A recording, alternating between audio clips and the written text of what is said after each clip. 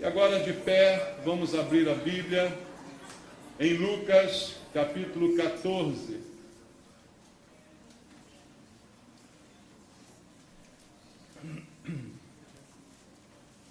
Evangelho segundo Lucas. Vamos ler o capítulo 14, agora a partir do versículo 15 até o versículo 24.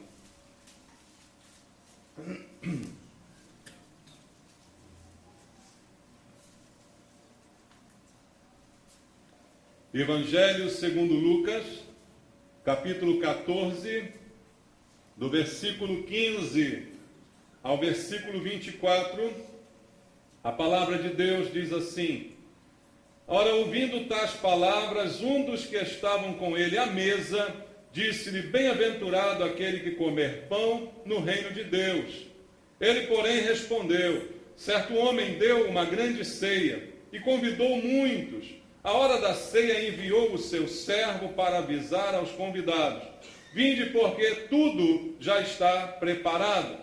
Não obstante, todos a uma começaram a escusar-se.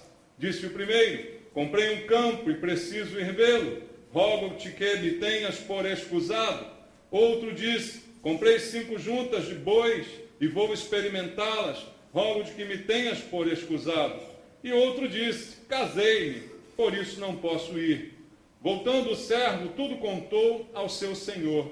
Então, irado, o dono da casa disse ao seu servo: Sai depressa pelas ruas e becos da cidade e traze para aqui os pobres, os aleijados, os cegos e os coxos. Depois lhe disse o servo: Senhor, feito está como mandaste, e ainda há lugar. Respondeu-lhe o Senhor: Sai pelos caminhos e atalhos e obriga todos a entrar, para que fique cheia a minha casa.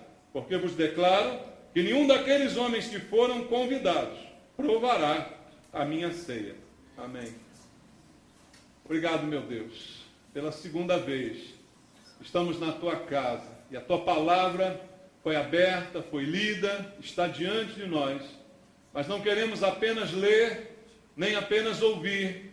Queremos entender e queremos colocar em prática em nossas vidas. Queremos que a tua palavra produza fruto em nossos corações. Por isso, ó Pai, abrimos o coração para receber a tua palavra essa noite. Abrimos os nossos ouvidos para ouvir o que o Senhor, através do Espírito Santo, tem a ministrar a cada um de nós. E eu sei que o Senhor tem muito a falar conosco. E eu quero ouvir a tua voz, Pai. Queremos te ouvir mais uma vez nesse lugar. Vem falar, Pai. Trazer palavras de mudança, de transformação para a nossa vida e para o nosso entendimento. Eu me entrego em tuas mãos, Senhor, porque quero ser um instrumento teu essa noite mais uma vez. Enche-me da unção do Espírito Santo, Pai, para que debaixo da unção e do poder a tua palavra seja ministrada, que ela quebre as barreiras, para que nós possamos todos receber aquilo que o Espírito Santo quer falar aos nossos corações. Eu oro junto com os meus irmãos por isso, em nome de Jesus. Amém. Podem sentar, irmãos. Queridos, pela manhã nós lemos o mesmo capítulo 14 do Evangelho segundo Lucas, até o verso 14, o verso anterior ao que começamos a ler essa noite. E vimos, pela palavra de Deus, o contexto em que ela está escrita. Jesus foi convidado para comer na casa de um dos principais dos fariseus, um homem importante na sociedade e na religião. E Jesus foi convidado para ali. Ali ele encontrou várias pessoas diferentes, com problemas diferentes, e tudo isso nós vimos aqui na mensagem desta manhã. E o texto prosseguiu, e ainda neste lugar em que estava Jesus, uma das pessoas presentes disse, como diz aqui o versículo 15, Bem-aventurado aquele que comer pão no reino de Deus. E isto inspirou Jesus a contar uma parábola. Então ele conta a história que nós acabamos de ler. E se olharmos para o contexto estrito desta passagem, Jesus, na verdade, está falando para os judeus. Está falando para os judeus, a quem primeiramente foi pregado o reino de Deus, que primeiramente receberam a visitação e a oportunidade de salvação. Foram os primeiros convidados para as bodas, para a festa, a alegria do Senhor. E eles, mais tarde, a história iria mostrar, resistiram a esse convite, não o aceitaram e por isso não foram aceitos por Deus. Isto é o que está simbolizado nas palavras que Jesus aqui proferiu, dizendo que muitos deram desculpas, muitos apresentaram motivos para não aceitar o convite que foi feito a todos eles em primeiro lugar. Como eles, em primeiro lugar, não aceitaram, esta oportunidade foi estendida para todos os outros. Esse é o contexto estrito desta passagem que acabamos de ler aqui. Mas eu queria olhar para ela e estender um pouco esse contexto para nós, igreja. Como disse pela manhã, as diversas pessoas presentes nesse lugar. O título da mensagem de manhã foi os diversos tipos de gente que a gente encontra, que a gente convive, pessoas diferentes, com ideias diferentes e com problemas também diferentes. E aqui, ilustrada por esta mensagem de Jesus, por esta parábola contada, nós vemos mais um tipo de gente. Gente que fica completamente indiferente ao convite que lhes é feito por Deus, que simplesmente se excusam e recusam-se a aceitar esse convite. Eu chamei esse grupo de gente indiferente. Escuta, mas não muda, não se mexe, não reage, não produz uma mudança na sua vida. Por isso, essa passagem que Jesus conta aqui nos faz refletir um pouco a respeito do real interesse do coração de cada um de nós. Qual é realmente o interesse maior da nossa vida? Nós cantamos hoje louvores que falavam de que o nosso maior interesse não são as coisas materiais, não são os palácios, nem as riquezas. Nosso maior interesse é a presença de Deus. E foi para a sua presença que Jesus convidou todos, né? A ceia, as bodas que ele estava oferecendo, eram para todas as pessoas. E muita gente teve interesses diferentes. Muita gente teve ideias diferentes e coisas diferentes para fazer diante desse convite. Então, a questão que eu queria trazer para nós refletirmos essa noite. Qual é o real interesse do nosso coração? Isso é importante. Nós, a princípio, cristãos, aqui estamos na igreja, já recebemos esse convite. E, a princípio, nós o aceitamos. Por isso estamos aqui. Não é? A princípio, nós somos daqueles que dissemos sim ao Senhor. Recebemos por extensão esse convite inicialmente feito aos judeus e respondemos positivamente. Mas será que ainda hoje há outros interesses no nosso coração? Uma vez já respondemos sim, mas e hoje? Quando o Senhor nos convida, quando o Senhor nos chama para alguma coisa, ainda respondemos sim? Ou ficamos também indiferentes ao seu chamado, ao convite que Ele está nos fazendo? É para reflexão, queridos, porque há uma advertência bíblica. Eu quero ler contigo no livro do profeta Jeremias, no capítulo 48, no versículo número 10, a palavra de Deus faz uma grande advertência. Ela diz assim: maldito aquele que fizer a obra do Senhor, de que jeito? Relaxadamente. Maldito aquele que retém a sua espada do sangue. Veja, diz a Bíblia que é maldito aquele que faz a obra do Senhor, mas a faz de maneira relaxada. Veja, não está dizendo que é maldito aquele que não faz. Está dizendo que é maldito aquele que faz. Só que não faz como deveria fazer. Não faz com interesse real. Não faz com atenção devida. O faz de maneira relaxada. Faz, mas faz de qualquer jeito. O famoso jeitinho brasileiro, né? Infelizmente, essa maldição ainda está sobre a nossa nação, né? Jeitinho brasileiro, lei de Gerson, querer levar vantagem, querer o mais fácil, é a maldição que ainda está sobre o Brasil, né, queridos? Mas o que a Bíblia está dizendo é que alguns assim fazem, acabam fazendo, mas fazem de maneira bastante relaxada. E a Bíblia diz que a qualificação para estes é bem simples, é maldito, porque relaxadamente o serviço não pode ser feito a contento. Então, aquele que não se envolve com o serviço, que não se envolve com a chamada, com o convite, ou o faz de maneira despreparada e desqualificada, está enfrentando um sério problema. No mínimo, eu diria que é indiferente. Daí o título da mensagem, gente indiferente. Será que somos nós as pessoas indiferentes? Será que existem na igreja pessoas que são realmente assim, indiferentes? Ouvem o chamado, mas não dão a mínima para aquilo que Deus está falando? Queridos, isso é para nos fazer pensar, porque esta diferença, em algum tempo, essa indiferença, em algum tempo, ela será cobrada pelo Senhor. Essa recusa em chegar, em participar, de alguma maneira, em algum momento, ela será requerida por Deus.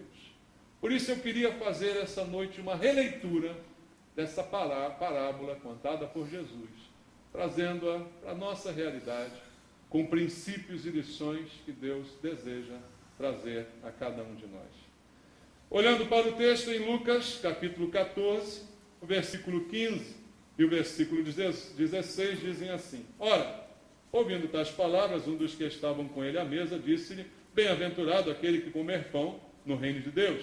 Ele, porém, respondeu: Certo homem deu uma grande ceia. E fez o que mais? Convidou muitos. A Bíblia diz: muitos são os chamados e poucos os escolhidos.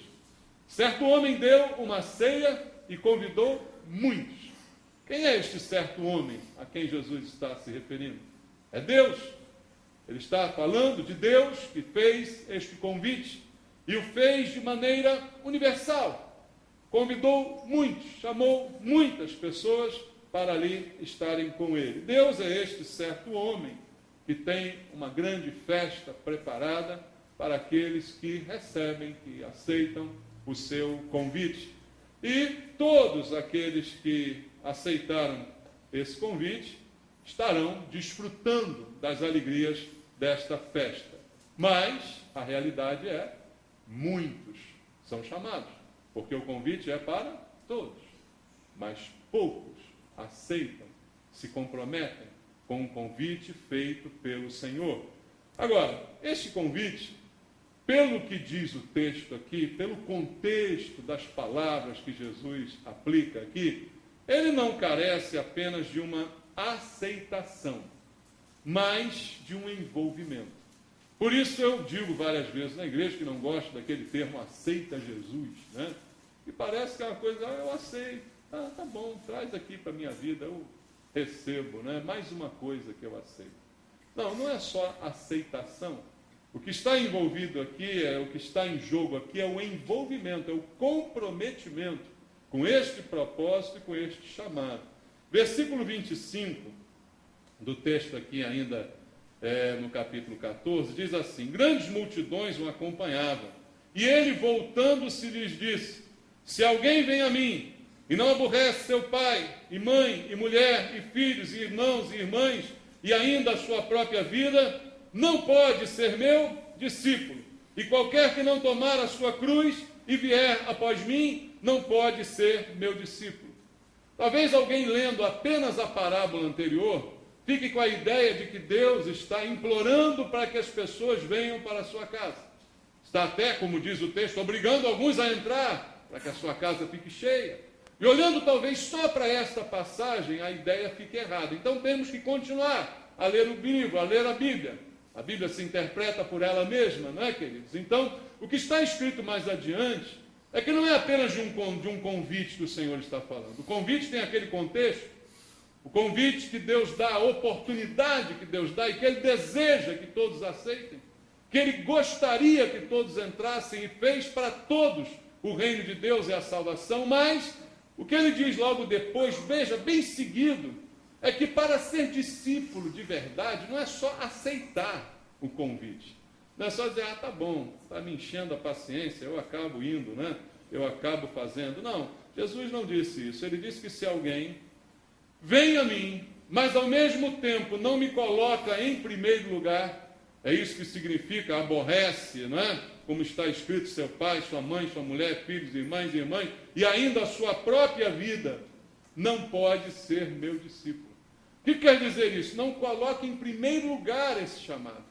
Não coloca isso como uma prioridade na sua vida, e qualquer que não tomar a sua cruz e vier após mim, não pode ser meu discípulo. Então, ele fala de um caminho de negação, não é simplesmente a aceitação de um convite para a festa, mas essa festa requer um envolvimento, essa festa requer um comprometimento, requer uma negação, requer o primeiro lugar na minha vida, requer a cruz, que precisa ser tomada por cada um de nós. Então, não é apenas de aceitação que o texto está falando, mas o texto está falando de comprometimento. E uma pessoa indiferente não é uma pessoa comprometida. Concorda comigo? Quando somos indiferentes, não nos comprometemos. A gente apenas assiste. A gente apenas presencia. Podemos até estar presentes, mas não fazemos parte.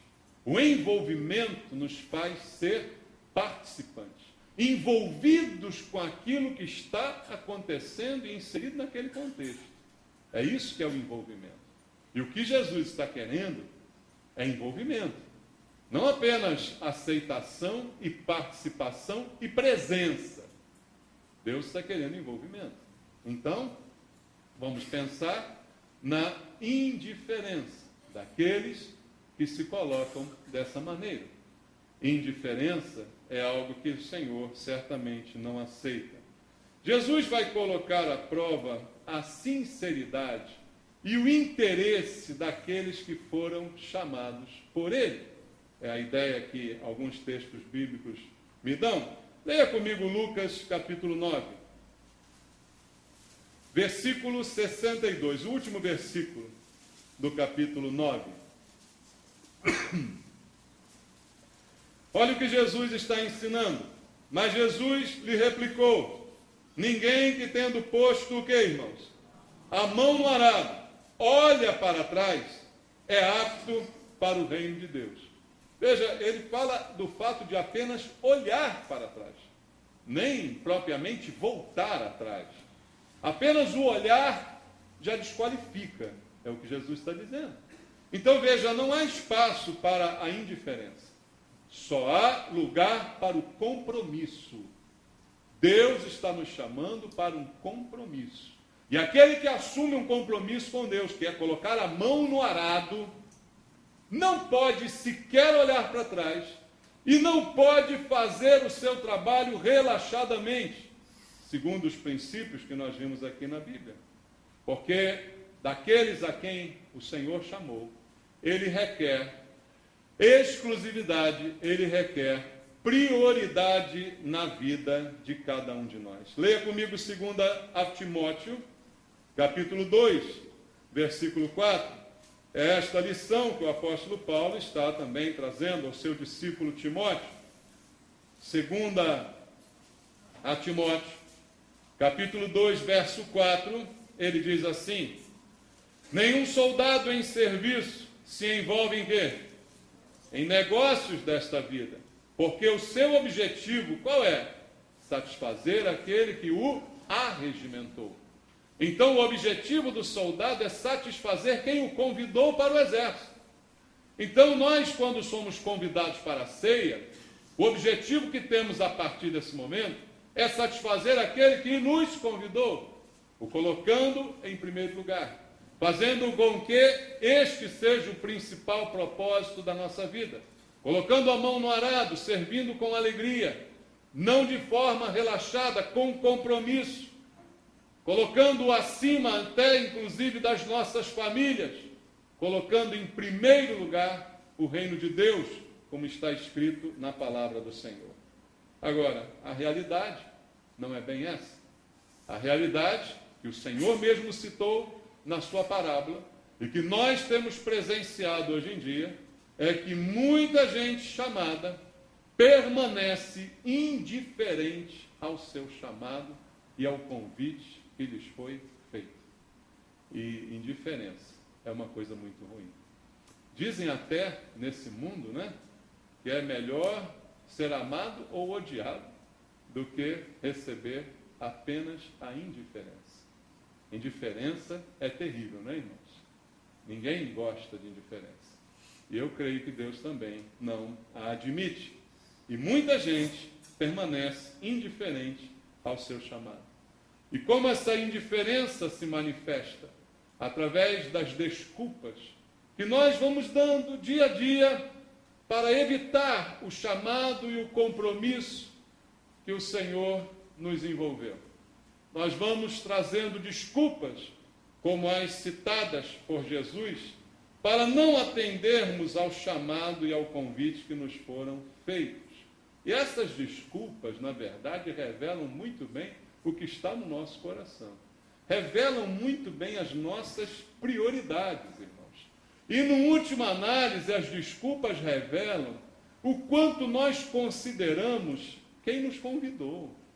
Pensa bem. Às vezes nós somos convidados, né, para uma festa, vai ter um aniversário, vai ter um churrasco lá em casa e tal. E aí a pessoa às vezes não quer ir, né? E não tem coragem de dizer, eu não quero ir.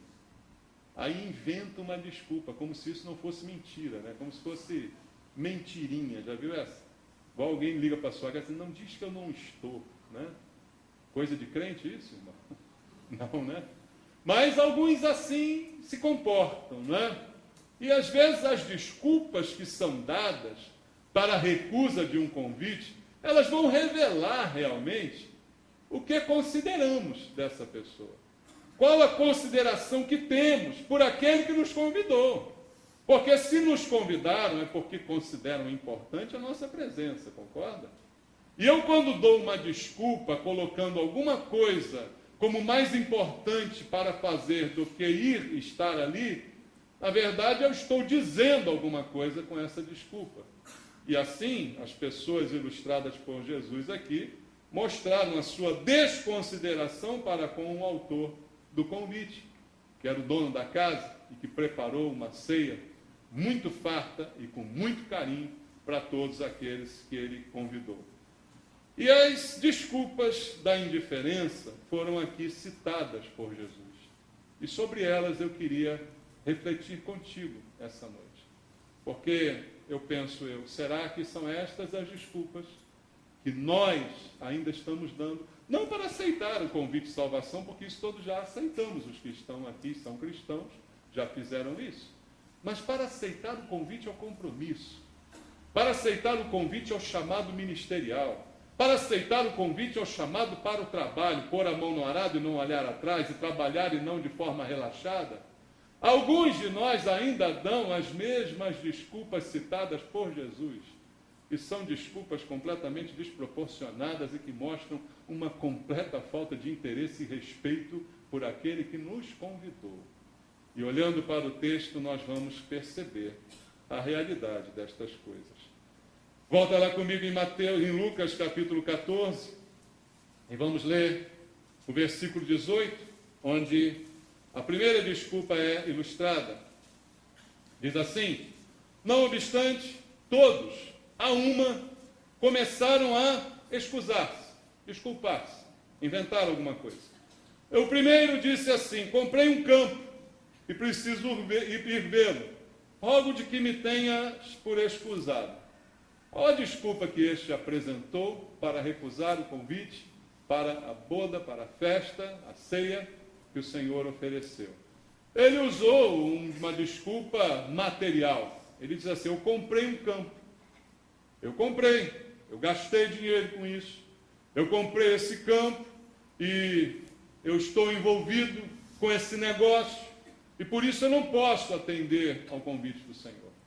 Porque o meu coração está no envolvimento que esse negócio pode me proporcionar. Em outras palavras, qual é a desculpa trazendo para a nossa realidade? Não, eu não posso me envolver na obra de Deus porque eu trabalho. Quero te dar uma má notícia. Deus só chama a gente ocupada. Só. Desocupado não tem vez. Quem não deu certo em mais nada, vai para a igreja achando que vai dar certo, está roubado, né? Não dei certo em mais nada na vida, você pastor. Olha só como é que está ruim a nossa posição, né, pastor? Não consegui nada, não fiz nada para você, pastor. A pessoa pensa assim, não. Jesus não aceita nem chama ninguém desocupado. Ninguém será chamado porque não tem mais nada para fazer e tal. Então, essa desculpa simplesmente não serve, não é? Porque todos nós trabalhamos, temos coisas materiais para lidar com elas, todos nós temos envolvimentos na vida secular, financeira, que requerem certamente a nossa atenção ou não requerem? Claro que requerem. Quem não cuidar da área financeira vai para a falência, né?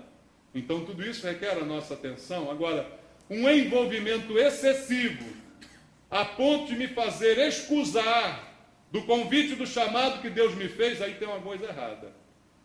A ponto de eu colocar em primeiro lugar, em detrimento da obra espiritual que o Senhor está me chamando para realizar, aí a coisa realmente está complicada. Me envolver com negócios, a princípio nada errado. Nós negociamos, nós temos quem é negociante, quem é comerciante, tem um negócio. Mas quem trabalha para uma empresa também está, de alguma forma, negociando. Está ganhando a sua vida, está cumprindo seu horário, recebendo no final do mês seu contra-cheque, seu salário. É negócio. Isso faz parte da vida. Agora, por causa disso, deixar de fazer o que Deus está me chamando para fazer, aí, amados, aí tem uma implicação muito grande. E veja, no final das contas, essa é uma mentira bastante esfarrapada e uma desculpa mentirosa. Porque comprei um campo e preciso ir vê-lo. Pega mal isso aí, né? Quem é que compra um campo sem ver primeiro? Se comprou porque já viu, né, irmão? Vai ver o quê? Na verdade, está querendo uma desculpa. Está querendo se livrar da responsabilidade. Porque se comprou porque já viu primeiro. Então, a desculpa, na verdade, ela é mentirosa. Porque, afinal de contas, não podia ser visto outro dia? O campo está lá, já foi comprado, ninguém vai tirar de lá, não vai sair dali. Vai? Não, não vai, está lá. A hora que você for lá, ele está lá. Mas tem que ser na hora que Deus me chamou.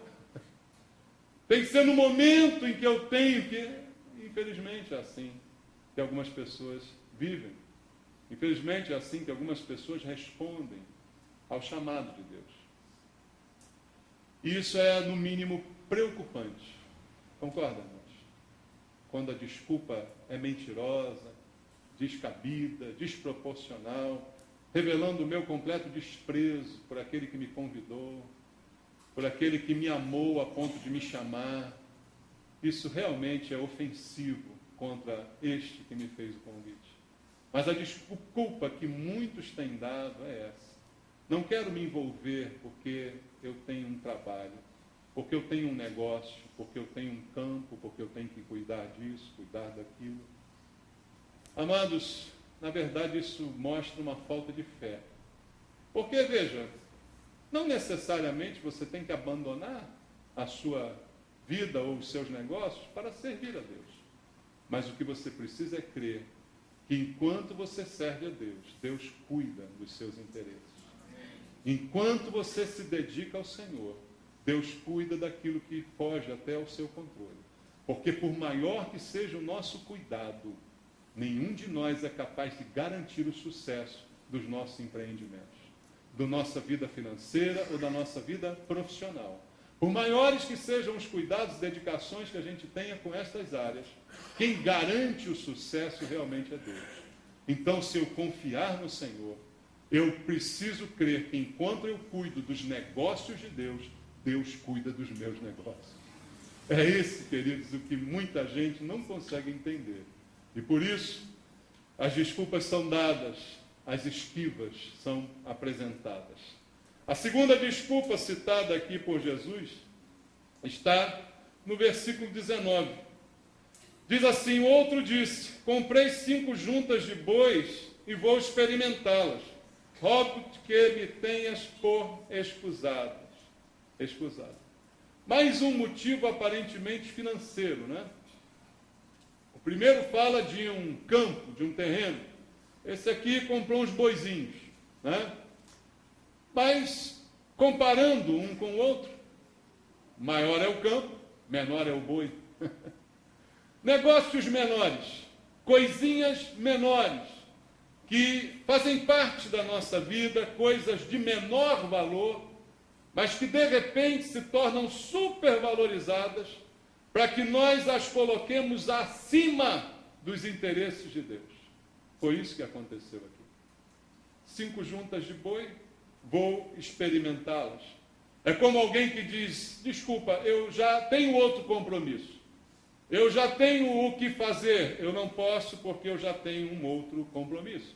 E quando eu digo isso para Deus, ou mesmo para uma pessoa, eu estou dizendo: aquilo que eu tenho para fazer é mais importante do que aquilo para o qual você está me chamando. Aquilo que eu tenho já ocupando o meu tempo é mais importante do que aquilo que você está me oferecendo. E aí, olhando para isso em relação a Deus e ao chamado que Ele tem para cada um de nós, isso é um perigo, é um problema muito grande, queridos, porque eu estou dizendo que eu tenho coisas mais importantes, eu tenho compromissos, são as coisinhas da minha vida, são os boizinhos que eu comprei, né? São as coisinhas que a gente negociou. Não, essas coisas de repente assumem o primeiro lugar. Enquanto a Bíblia diz o primeiro lugar deveria ser do Senhor. Como Ele mesmo disse em Mateus capítulo 6, buscai em primeiro lugar o reino de Deus e a sua justiça, e todas as demais coisas vos serão acrescentadas.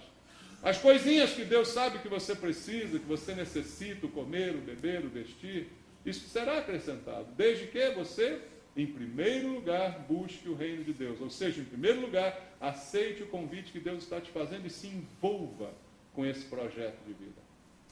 Mas as pessoas ainda hoje, como Jesus ilustrou, têm dito dessa maneira: não, eu tenho outro compromisso. Não, eu tenho coisas mais importantes para fazer. E mais uma vez eu uso aquela mesma lógica da oferta anterior. Os bois já foram comprados? Foram. Por que eu tenho que experimentar eles agora? Vai morrer os bois se eu não experimentar agora? Será que vou perder? A questão é de prioridade, irmãos. As coisas vão continuar caminhando.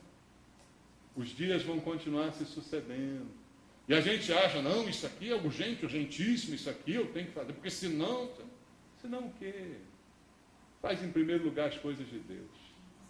Se sobrar tempo, você faz as suas coisas. Confia que Deus cuida das suas coisas. O problema é que a gente inverte. A gente faz assim: não, eu vou cuidar de tudo que é meu. Se sobrar tempo, eu faço alguma coisa para Deus. Eu vou gastar o meu dinheiro com todas as coisas. Se sobrar tempo, eu dou uma oferta, eu dou um dízimo à igreja. Se sobrar dinheiro, né? Tempo é dinheiro, tá? Se sobrar, eu dou para Deus. Não, mas a Bíblia diz: o dízimo é a primeira coisa que eu tenho que dar a Deus. É a primeira coisa, não é o que sobrar. O meu envolvimento é o primeiro que eu tenho que dar a Deus, e não o que sobrar. O meu tempo, a minha prioridade, é a primeira que eu tenho que colocar nas mãos de Deus, e não aquilo que sobrar. Então, veja, as prioridades se invertem completamente nessa hora. Ah, não, eu preciso testar os bois. Não, isso é mais importante do que o chamado de Deus na minha vida. Será que não dá para deixar para depois? Pensa bem, há muita gente deixando para depois o chamado de Deus. Enquanto isso, está fazendo o quê? Ah, eu estou testando o boi, eu estou olhando o campo, eu estou fazendo isso, fazendo aquilo. Será que não era para ser diferente? Será que não era para fazer em primeiro lugar, cumprir o chamado de Deus e depois fazer essas coisas? Eu queria que você pensasse comigo. Porque, graças a Deus, não fui eu que inventei essa palavra. Graças a Deus, essa palavra está na Bíblia. Eu só estou lendo com você. Essa ideia, esses padrões de valor, de princípios, não são meus. Eu só estou transmitindo para você. Para que a gente se afine a estes padrões. Não é você se afinar ao que o pastor Maurício está dizendo, mas é o que Jesus está dizendo. Ele está citando estes comportamentos e está desqualificando aqueles que assumem este comportamento. E se você for ver a conclusão do texto, ele diz: esses não terão lugar no reino. Então ele está desqualificando as pessoas que fazem isso, que colocam estas desculpas acima do seu chamado. Ah, queridos, que coisa terrível é assumir um comportamento desse. Quanta gente deixa as coisas de Deus para depois e colocam no lugar outras que não têm a menor importância, mas que naquele momento para nós se tornaram essenciais. Será que o que está errado não são os nossos conceitos e os nossos valores? Amados, valores. Quais são os nossos valores? O que que nós valorizamos? Talvez por isso a indiferença de tanta gente. Deus está te chamando. Mas eu tenho outras coisas. Não, mas ainda tem tempo. Mais tarde eu vou. Depois eu faço. Mais tarde eu me envolvo. Mais tarde eu aceito, porque eles disseram: não, agora não posso, agora tem o campo, agora tem os bois. Mas quem sabe outra hora, não é? Mas o momento é agora, o chamado é hoje, o envolvimento tem que ser já. E a gente tem dado esse tipo de desculpa. E aí vem a última desculpa, no versículo 20. E outro disse: casei-me, e por isso não posso ir. Essa aqui é a que mais dá raiva. Sinceramente, essa é a que mais dá raiva. Porque essa aqui é uma chantagem bíblica. Porque veja como é que coloca Deus em xeque, né? Coloca Deus contra a parede. Senhor, o problema é o seguinte: eu não posso ir porque eu casei. Quem mandou o Senhor me dar uma mulher? Né? É meio como Adão, né? Assim, foi uma mulher que o Senhor me deu. A culpa é dela. Então essa aqui é meio aquela que coloca Deus contra a parede. Porque quer usar a palavra de Deus contra Deus. Já que a família é uma prioridade para Deus. Alguém discorda disso? Família é muito importante. É ou não é? Família é super importante. Mas é mais importante que o meu chamado? Não, não é mais importante que o meu chamado. Doa quem doer. A prova é esse texto. Porque a desculpa do casei não foi aceita. No trabalho, se você casar, você ganha licença, não ganha? Ganha? Tem licença? Tem. Casar tem. Lá tem. A lei ainda dá. Ninguém sabe. Quem sabe a lei? Tem? Não tem? Quantos dias? 5 dias? Sei lá. Teve filho? Tem licença. Morreu o pai? Tem licença. Né? Tem um monte de coisa assim que tem licença. Biblicamente, tem até licença. Quer ver? Tem licença na Bíblia. Abra aqui Deuteronômio 24. Deuteronômio, capítulo 24, versículo número 5. Olha aqui a licença. Homem recém-casado não sairá à guerra, nem se lhe imporá qualquer encargo. Por 1 ano ficará livre em casa e promoverá a felicidade à mulher que tomou.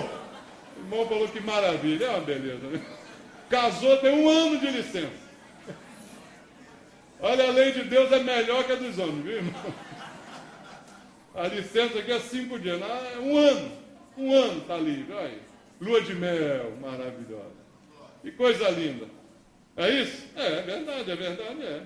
Família é prioridade? É porque Deus fez isso. É de Deus isso aqui, Deuteronômio 24:5, é de Deus? Claro que é de Deus. Foi Deus que mandou. Porque Deus sabe da importância, da atenção que o homem deve dar à esposa, a esposa ao marido, e os dois aos filhos, e vice-versa. Isso é prioridade para Deus, é claro que é. É inegável, Deus manda no mandamento honrar pai e mãe. Família é importante, é prioridade para o Senhor. Quem vai dizer alguma coisa contra isso, queridos? É claro que é. E o versículo está lá, em Deuteronômio 24:5, já tem 1 ano de licença. Então esse que deu a desculpa, casei-me, de repente está invocando Deuteronômio 24:5 contra Deus. Pastor, o senhor me chamou, mas felizmente eu casei, o senhor mesmo me deu a licença. Esse é a que mais dá raiva por causa disso, irmãos. Porque alguns recorrem à própria Bíblia para se desculpar de não cumprir o chamado de Deus. Não, eu não vou me envolver na igreja, porque a minha família, ela não deixa. Eu não vou me envolver porque a minha mulher reclama quando eu quero me envolver na igreja. Sabe o que está faltando? É você ser o sacerdote da tua casa. De repente, tua mulher está mandando na tua casa. É isso que é o problema da tua casa. O problema é você, que é um banana, e que deixa a mulher mandar em casa. Esse é o problema. O problema não é Deus. O problema somos nós. Ou as desculpas convenientes que damos. É desculpa conveniente. Não, é a família. Eu não posso, que eu casei, agora estou comprometido. Amados, a maior das vergonhas para um crente é tentar justificar os seus erros usando a própria Bíblia. Isso é que dá raiva, é que deixa a gente indignado. Eu quero uma desculpa para o meu erro. Aí eu vou procurar na Bíblia um respaldo para o meu erro. Claro que sempre tirando do contexto, né? Sempre tirando do sentido, mas está aqui, está escrito. Irmãos, Jesus, quando falou lá em Mateus 6,33, ele disse: coloque em primeiro lugar o reino de Deus e a sua justiça. Primeiro lugar, qual é o lugar? Primeiro lugar. Então, isso é à frente do marido, isso é à frente da mulher, isso é à frente dos filhos. O próprio versículo que eu li aqui, a partir do versículo 26, se alguém vem a mim e não aborrece seu pai, sua mãe, sua mulher, filhos, irmãos, irmãs, e ainda a sua própria vida, não pode ser meu discípulo. Mais claro que isso não dá. Não tem como ser mais claro que isso aqui. Veja, Deus não está querendo destruir nenhuma família. O que Ele está querendo é que as famílias se encaixem no reino de Deus. E que homem e mulher tenham a mesma vontade de servir a Deus. E que homem e mulher se dediquem ao Senhor. E o coloquem em primeiro lugar nas suas vidas, para que as suas famílias sejam abençoadas. Para que as suas vidas prosperem como Deus deseja. Mas enquanto ficamos aí competindo, ai, irmão, isso me dá uma raiva. Sabe por quê? Eu vejo muito isso da mulher com o homem. Infelizmente, me desculpa, tá, irmãs? Mas normalmente é assim que funciona. A mulher está na igreja, orando pelo marido. Senhor, converte meu marido. Ah, Senhor, eu queria ver tanto meu marido aqui louvando o Senhor. Eu queria ver ele aqui de mãozinha para cima. Ora, aí o marido converte. Glória a Deus, Senhor, que maravilha, meu marido está aqui. Aí o marido começa a gostar da igreja. Começa a se envolver com a igreja. Começa, né? Aí o pastor chama ele para ser introdutor. Daqui a pouco quer ele ordenar o diácono, né? Pastor, né? Começa a dar oportunidade para o cara. Aí a mulher começa. Agora não tem mais tempo para mim. Agora só quer saber de igreja.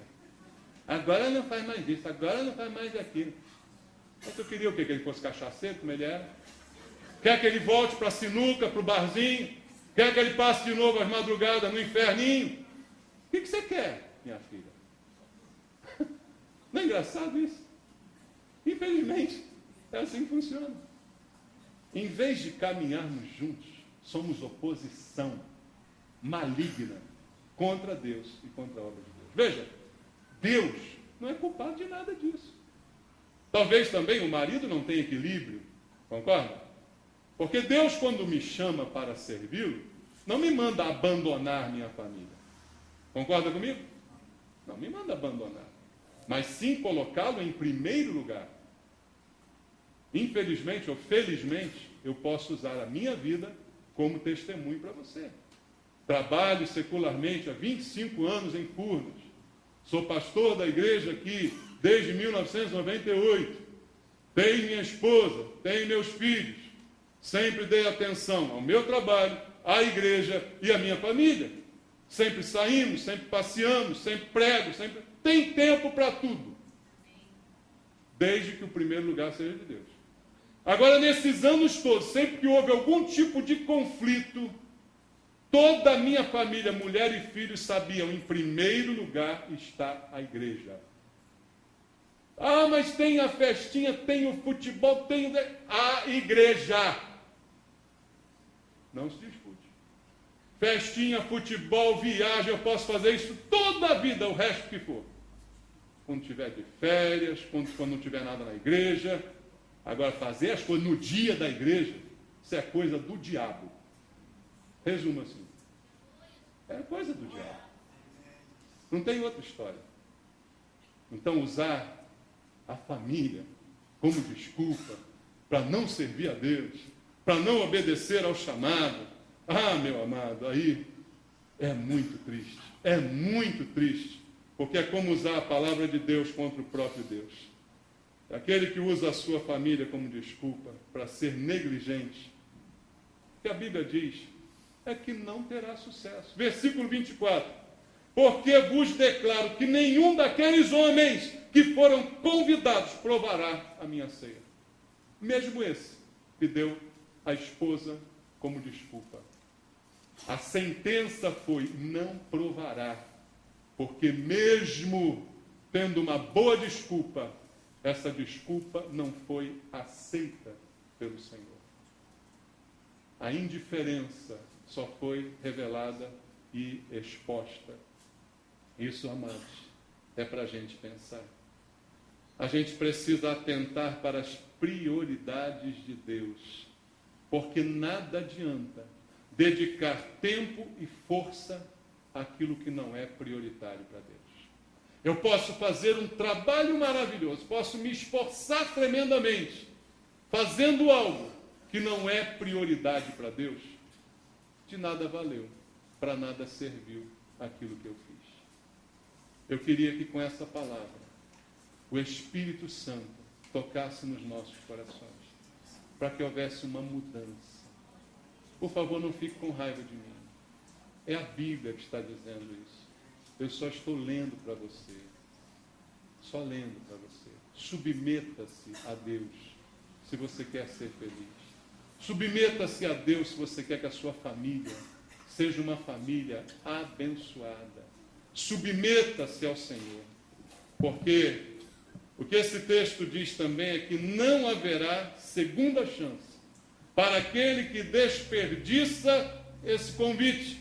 O versículo 21 diz: voltando o servo, tudo contou ao seu senhor. E aí a Bíblia diz que então, como é que estava o senhor? Irado. O dono da casa disse ao seu servo: sai depressa pelas ruas e becos da cidade e traze para aqui os pobres, os aleijados, os cegos e os coxos. Vejam, não houve segunda chance. A chance foi dada. O chamado foi feito. A oportunidade foi oferecida. Não, eu tenho uma desculpa. Não, eu não quero. Eu tenho coisas melhores, mais importantes para fazer. Então, quando a resposta veio, a ira do Senhor se acendeu. Para quem não entende ou não consegue contemplar um Deus irado, a Bíblia está cheia de exemplos que mostram para nós que Deus também se ira. Embora antes da ira, Ele manifesta o seu amor, Ele manifesta a sua bondade. Mas a ira de Deus é algo real, meu irmão. Então, não há segunda chance. Não há segunda oportunidade. O compromisso é para hoje. O chamado e o convite foi feito agora. Deus está apenas querendo que você se submeta, creia e aceite o convite que te foi feito. Mas se aceitar, o faça com toda diligência, com toda responsabilidade, com todo compromisso e com toda prioridade que esse convite requer, como nós lemos aqui essa noite.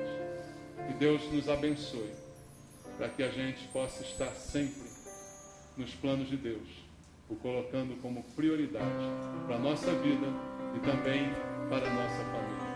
Em nome de Jesus. Vamos louvar ao Senhor nosso Deus.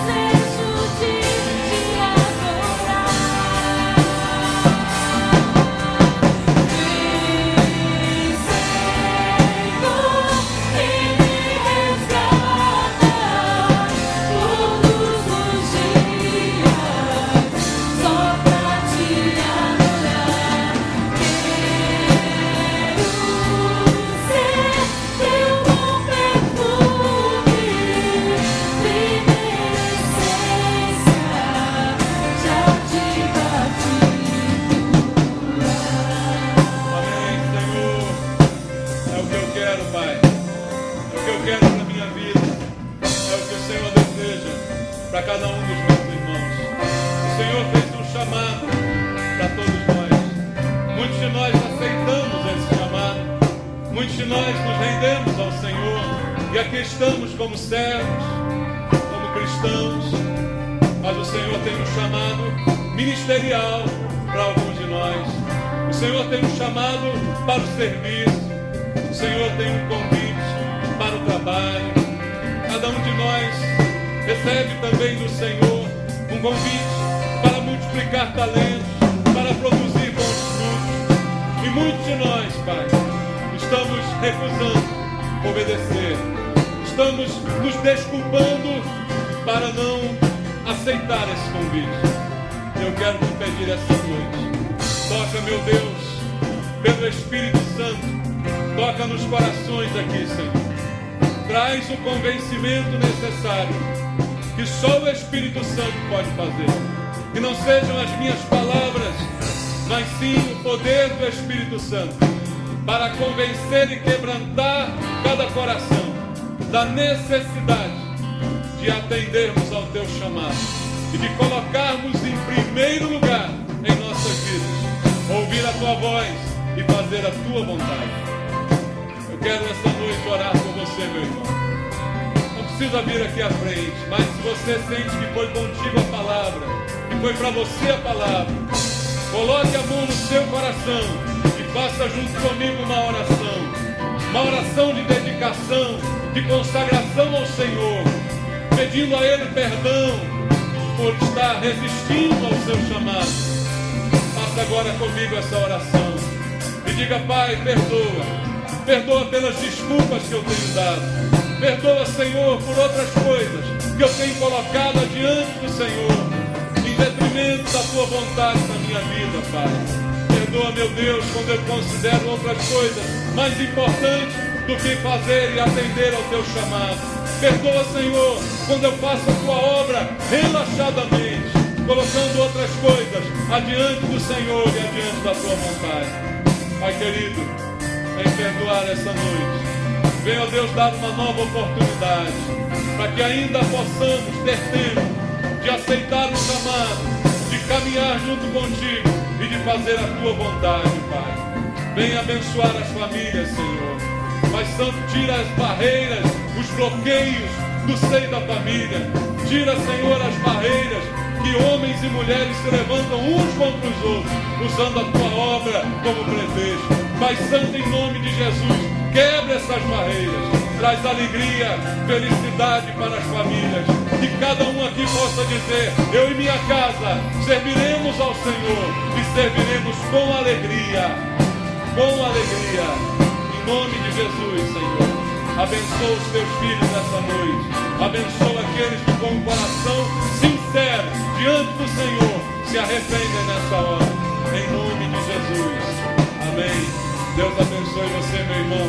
Vamos louvar, vamos participar da ceia do Senhor. Examine agora o teu coração diante de Deus.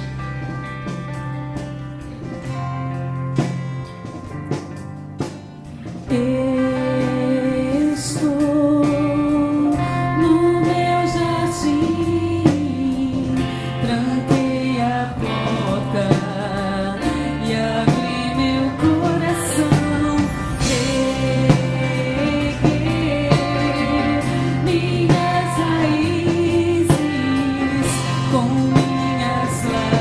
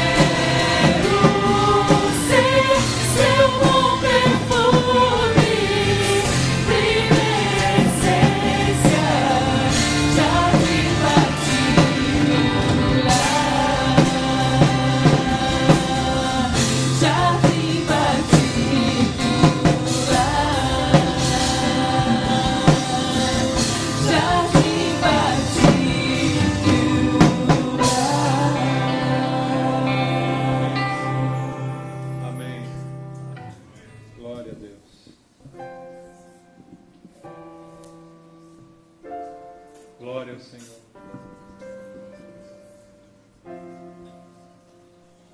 Reflita sobre aquilo que o Senhor falou essa noite ao nosso coração.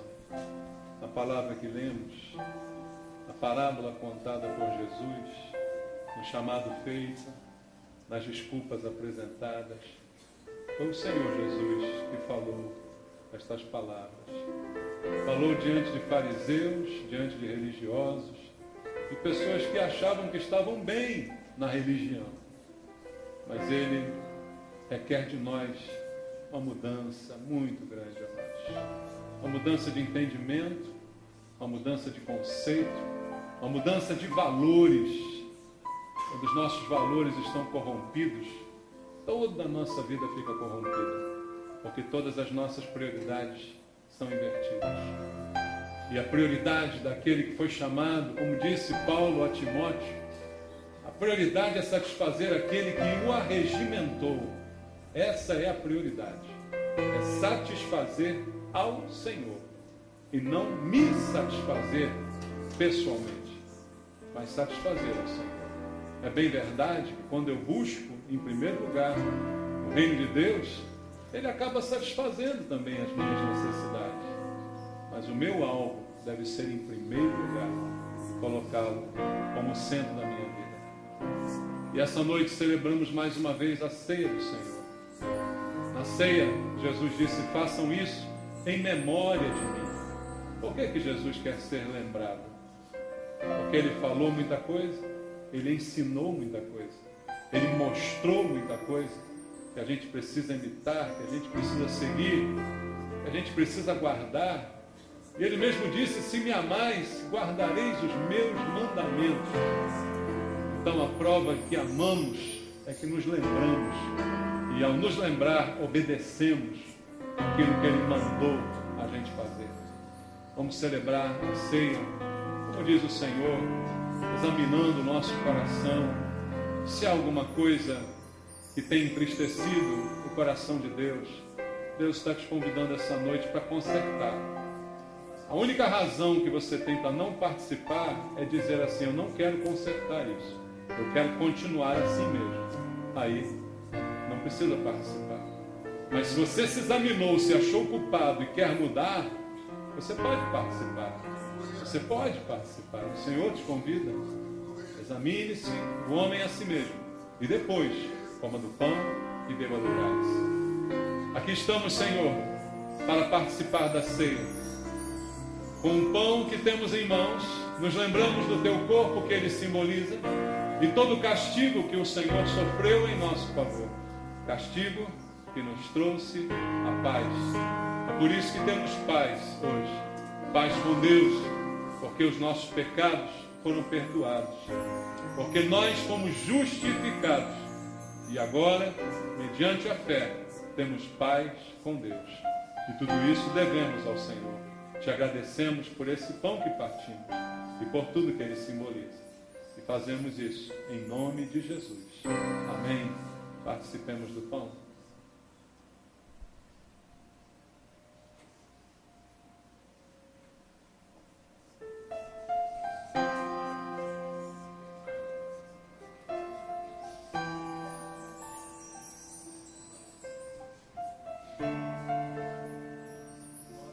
Obrigado pelo cálice, Senhor. O cálice da nova aliança, feita através do sangue de Jesus, o sangue que nos purificou de todo pecado, o sangue que nos lava dos pecados. Obrigado, Pai, pelo sangue derramado em nosso favor, que nos tornou limpos e justos aos olhos de Deus. Perdoa, Senhor, os nossos pecados, as falhas que ainda cometemos, as sujeiras do dia a dia. Limpa-nos mais uma vez, Senhor. É o que eu te peço junto com a igreja.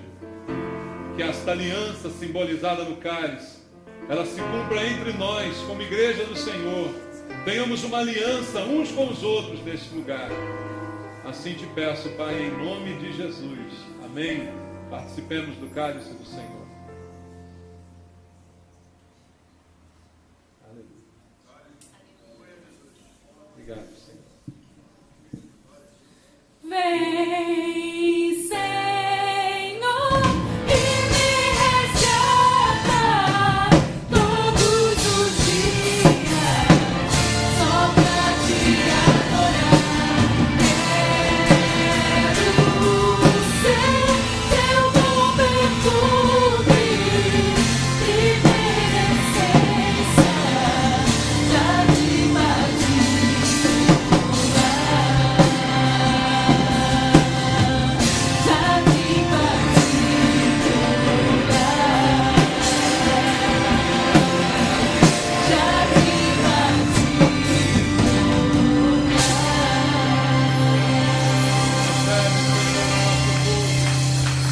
nossa adoração. Recebe, ó Pai, a nossa gratidão. É o culto que prestamos ao Senhor. Louvado seja Deus.